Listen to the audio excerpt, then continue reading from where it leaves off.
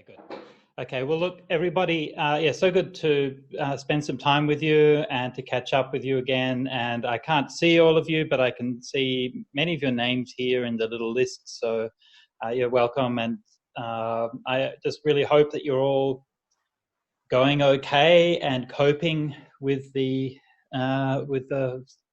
astonishing situation. I'm not going to talk too much about the pandemic and all of these things. I'm sure that you're probably like me, overwhelmed with the news and information and everything like that. So I'm not going to talk too much about the details, but you know that stay safe, follow the guidelines, don't be stupid, and look after each other, because in a time like this, the ones that will really suffer are the ones who already had, were already on the edge or already were marginal. The poor, the disadvantaged, the homeless, the refugees, the marginalized, the discriminated. Then people like that are always going to be the ones who suffer. So make sure that you look out for people and try to help where you can. So the title of the talk here was inspired by a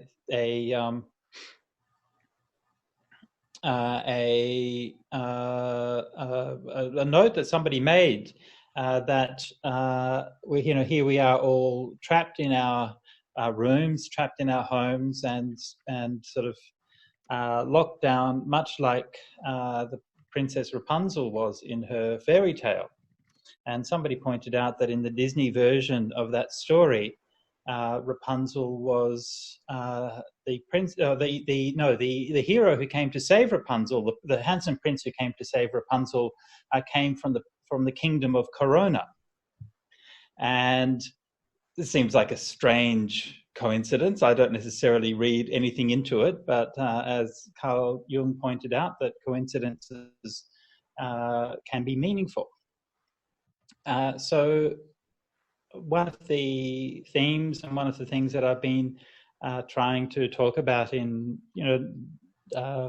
quite a number of years now is the role of storytelling and narrative in understanding our situation, understanding our humanity, understanding who we are and what we're doing.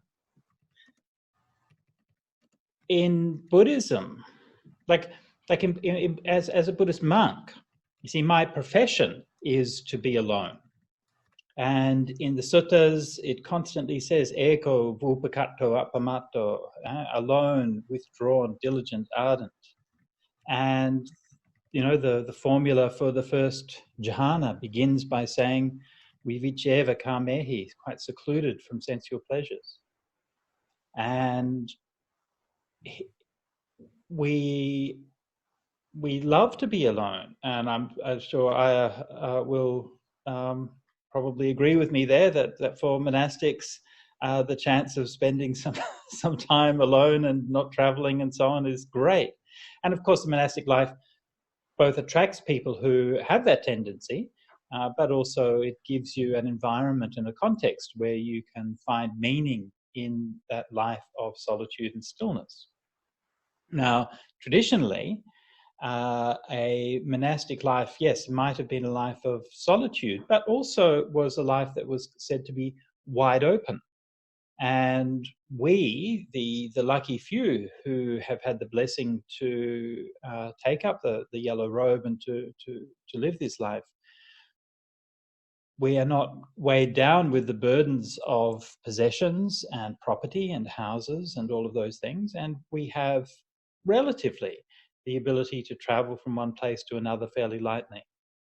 Now, of course, there are many complexities to this, and especially these days. Now we have visas and we have health insurance and we have all of those kinds of things to consider. Obviously, it's also a lot easier for monks to travel than it is for nuns. There's a lot more places to go to. But still, there is that kind of idea which is at the heart of the monastic life, which is that we have a certain sense of freedom from being weighed down too heavily by a sense of place and a sense of responsibility to a particular physical environment. So we have those two sides. One side is that we enjoy the solitude and that stillness, but we also enjoy that freedom of being able to wander. So here, now that we're all in lockdown, in a sense, we're all basically like Rapunzel, and Rapunzel being trapped in her tower.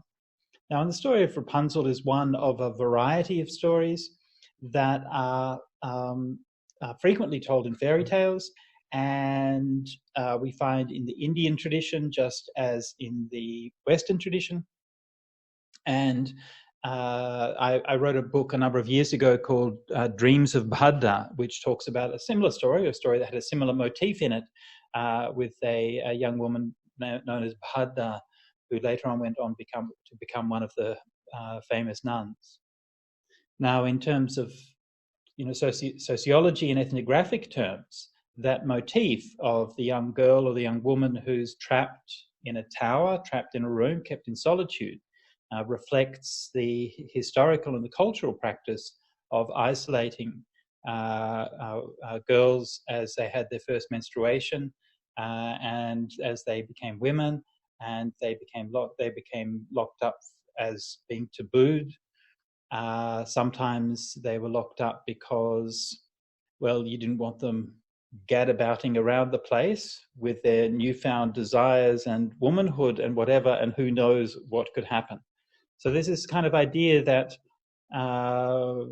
that womanhood was dangerous and was something that needed to be managed and controlled.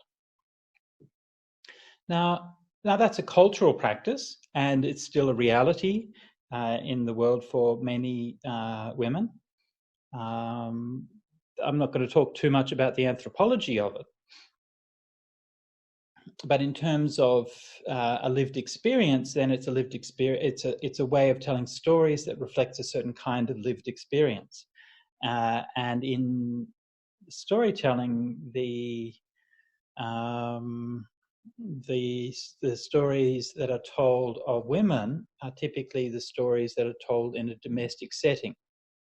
And so again, this is not saying that this is right or wrong. It's not saying this is how it should be. It's just reflecting that this is the kinds of stories that are being passed down to us. Beauty and the Beast or Bluebeard and so on. And these are all kind of stories where the woman is in the home and has to face up in some way to the challenges that's found there. So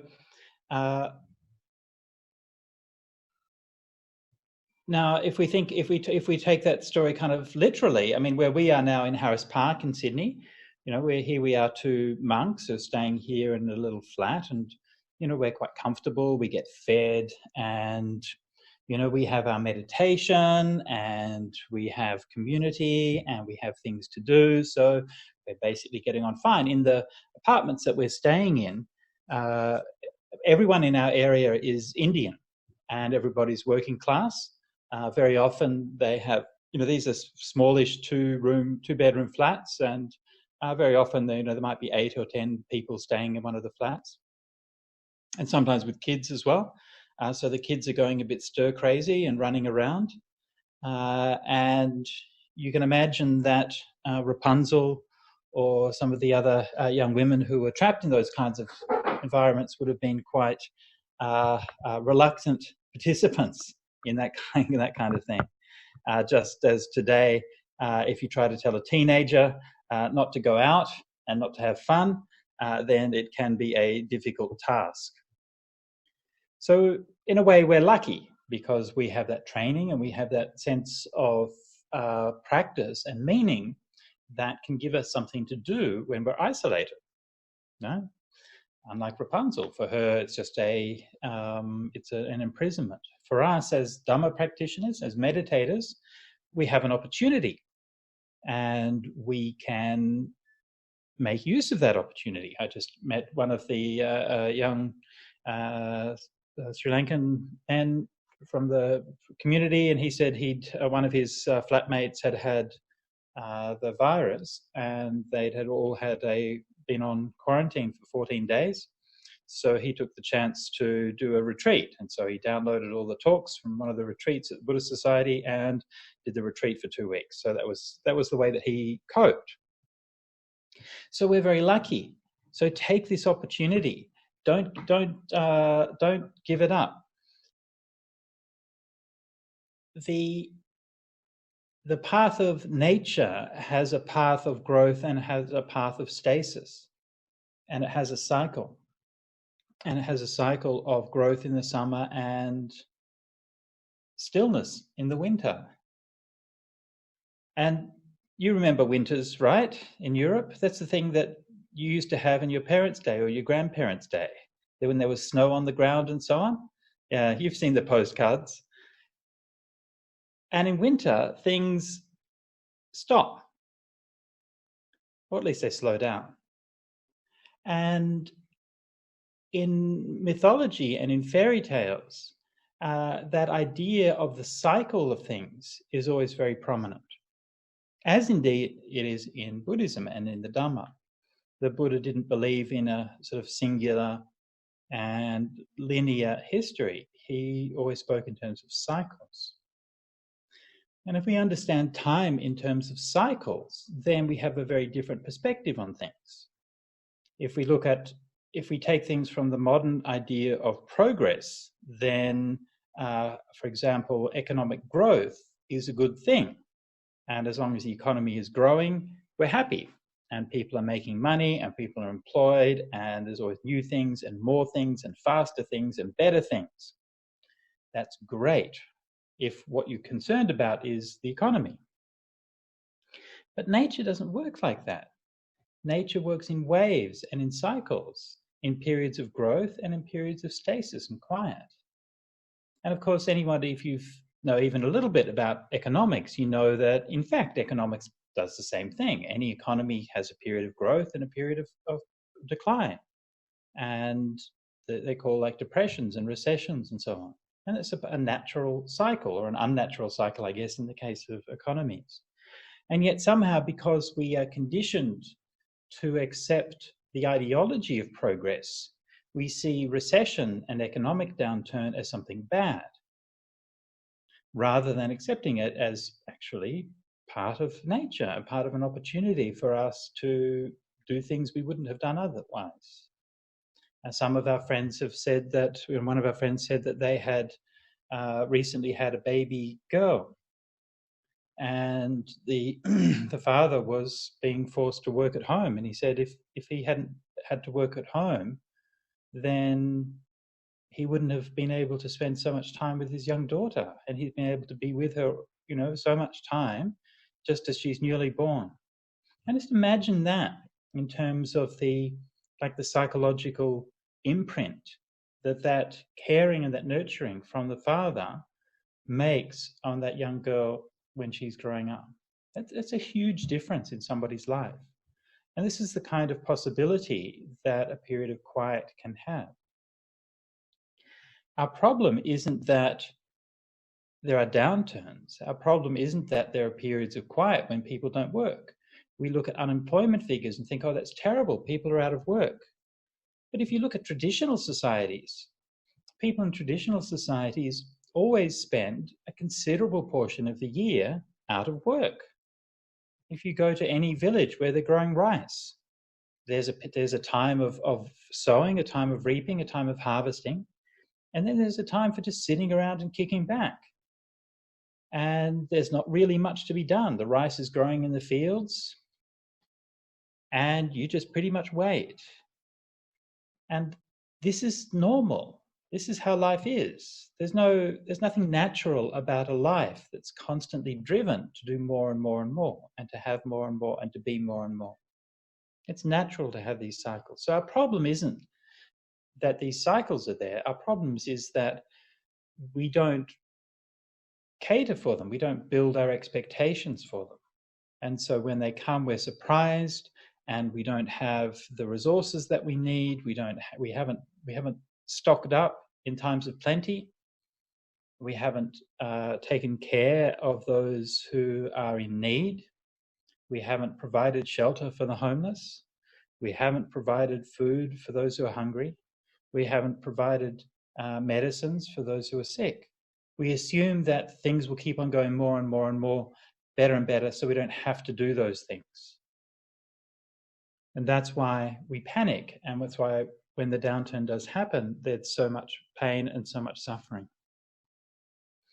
Instead of squandering our wealth on gewgaws and useless rubbish, we should be using the wealth that we're making for something which is more meaningful, looking after each other, taking care of each other.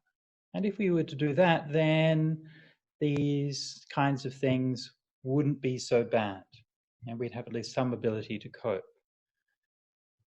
So our problem is not that there's an economic downturn, or that there's a slowdown in the economy, that there's a slowdown in the rate of the financial prosperity. Our problem is that we have built our expectations and our ideologies on the fruitless and impossible dream of eternal growth.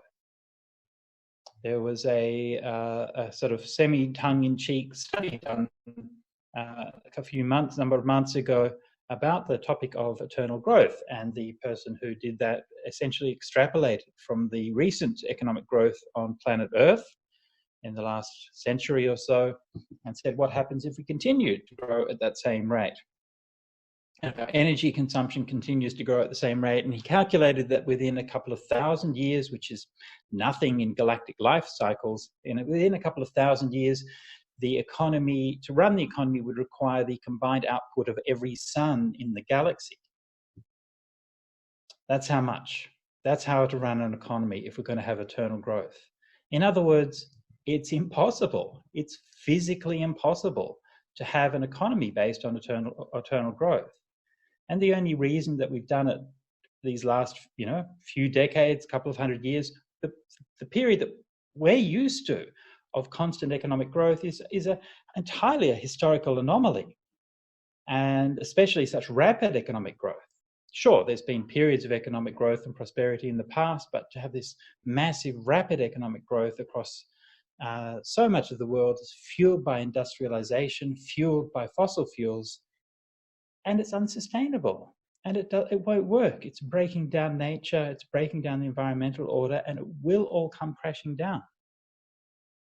And so meanwhile, here we are in our little rooms, like our little Rapunzel, and we sit on the floor or sit in a chair, and we close our eyes and we try to meditate. And when we meditate, none of those things are real. The economy isn't real. The future isn't real. The story of Rapunzel isn't real. Heck, even you aren't real. There's just your breath, or just your metta, or just whatever it is that you're focusing on in your meditation. And so we have an ability, we have a capacity to find a place where we will be free of these burdens and these worries. This is part of our spiritual development, and that gives us a certain resilience and a certain capacity to cope when things don't go well. And it gives us more than that. It also gives us a certain space, because so long as we're caught up, when these huge changes happen, so long as we're caught up in these huge changes, we just react to them. And you can see this is what is going on in the world today. There's a few people who are saying things can't go back to normal. We have to change the way we do things and so on. And obviously, they're right. But what are the chances that that will actually happen? I'm not particularly optimistic. What I believe will mostly happen is it will come out of the other side of this, and the overriding narrative will be, how do we get back to normal? How do we get economic growth back on target? How do we get employment back on target? And so on and so forth. Because that's all that people know. And in these times, most people are not challenging their views and their ideas and their values, but they're doubling down on them.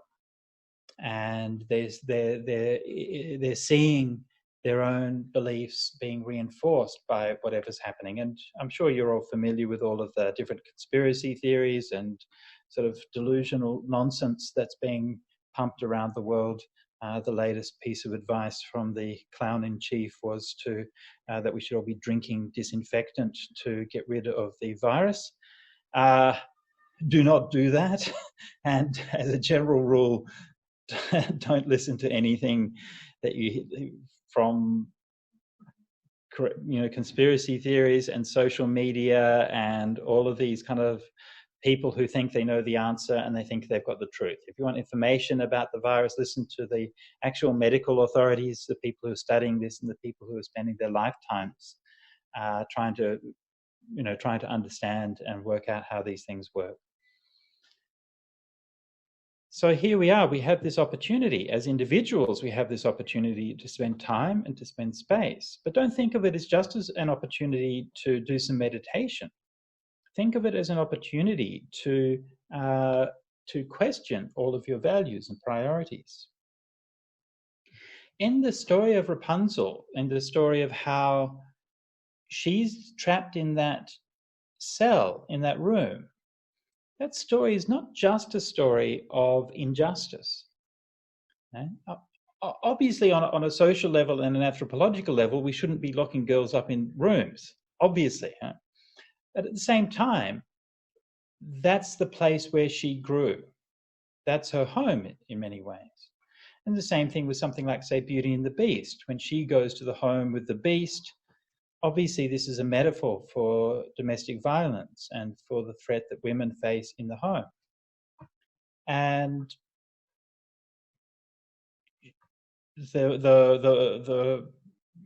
that particular story, Beauty and the Beast, shows her triumphing and her winning over the beastly nature of the man. Other stories, then she fails, as happens in real life as well. So these things reflect sociological conditions, and those sociological conditions are very much still present today and very much a part of this pandemic, as we're all locked up in our tower, like Rapunzel, or like Beauty, or like the heroines of these fairy tales. Then especially the women are vulnerable and are subject to abuse and to domestic violence in quite a terrifying ways, as well as the children, I might add. So this is something I think that's important to look out for, and it's important to remember for all of us in our communities. Look out for your own family, your brothers and sisters, people that you know. Look out for your neighbors. Look out for people around you, people in your community, and just be aware of the signs of these things, because believe it or not, these things happen in families just like yours. They happen in neighborhoods just like yours. They happen in spiritual communities, Dhamma communities just like yours. So don't be somebody who stays blind to these things or who ignores the warning signs when they happen. If somebody says that there's a problem going on, then listen to them and take them seriously and make sure that you do something about it.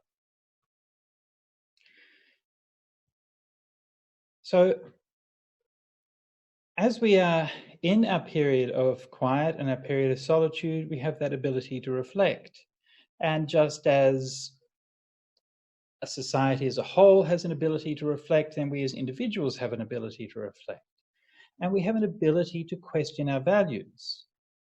In the classical myth of the hero will go out from the home and go into a wilderness where the boundaries and the norms of society are relaxed. And that wilderness might be a desert, it might be a jungle, it might be an ocean, it might be a interstellar space. But it's somewhere where all of the rules and all of the conventions, all of the expectations are left behind, at least for a period of time. They're suspended. And that's where you can find who you are, because you're not judging yourself in terms of what others are expecting you to be. And for this time in isolation, that's also a similar time that we get to go through, because we get to be ourselves and we don't have to be the person who's showing up to work or the person who's doing that or the person who's doing the other.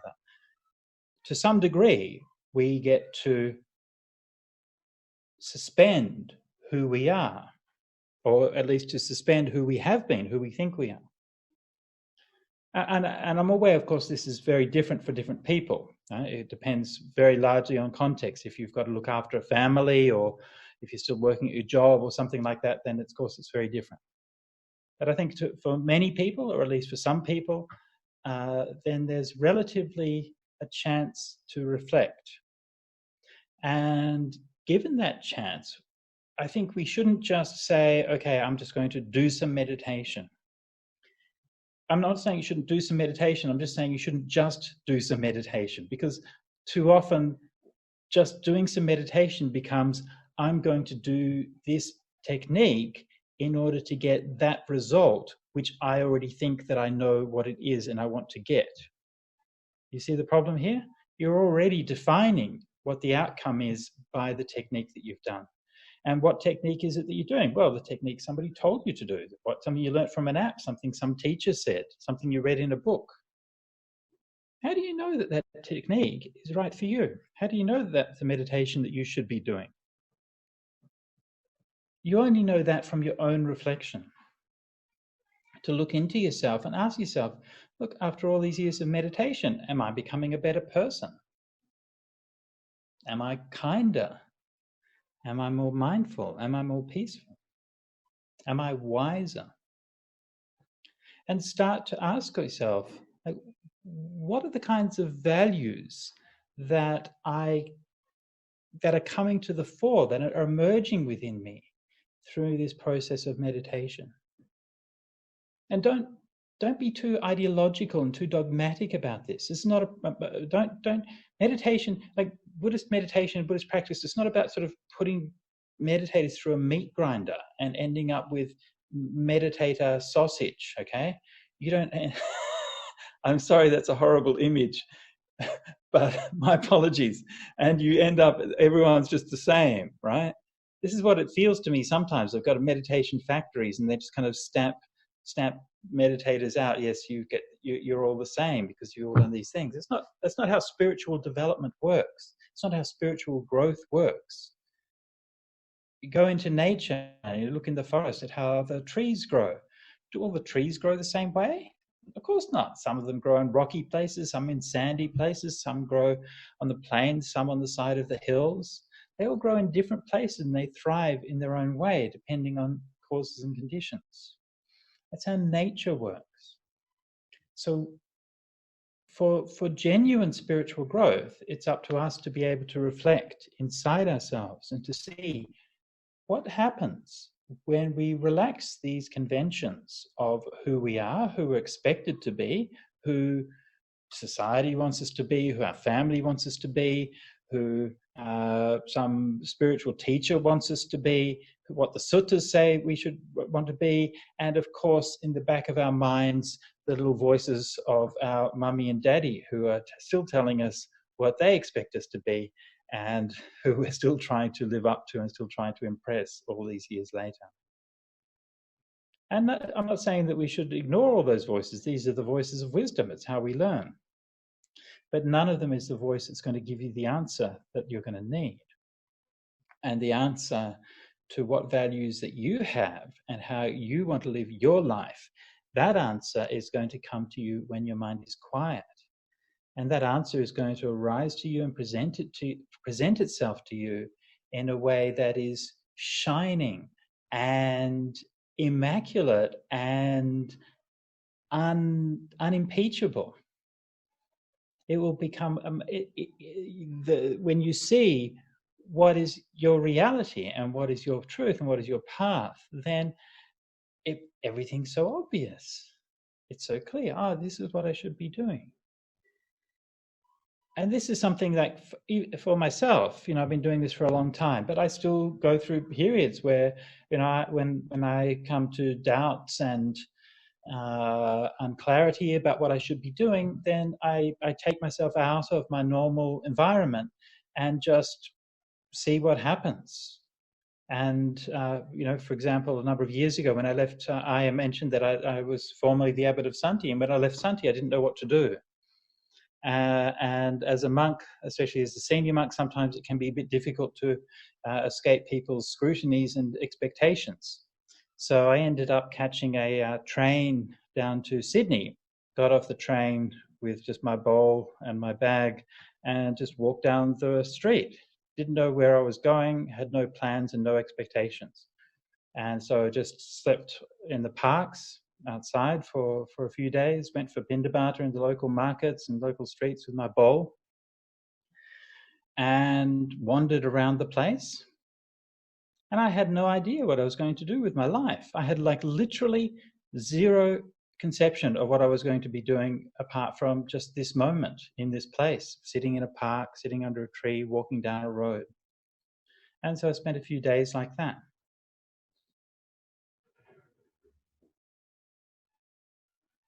So don't be afraid to suspend and to question your values. Questioning your values doesn't mean getting rid of the things that are important to you, and it doesn't mean getting rid of the wisdom that you've had. It means that from time to time in our lives that we should question these things and we should reevaluate them. And the things in our lives which are really valuable, the wisdom and the compassion and the things that really matter to us, they will stay with us and they'll come back. But we'll also be able to see what are those things that don't really matter to us and things that we can leave behind. So this is just a short talk for you today on how to, I guess, make the most of your time in lockdown and to give you some encouragement to pursue your spiritual practice, to don't be afraid of the changes and the questions in your values that come through this practice and through this time, and also some reflection, I guess, about I think that we should have some courage to begin to imagine what kinds of changes we'll expect to see in the world around us when things come back to normal, I guess.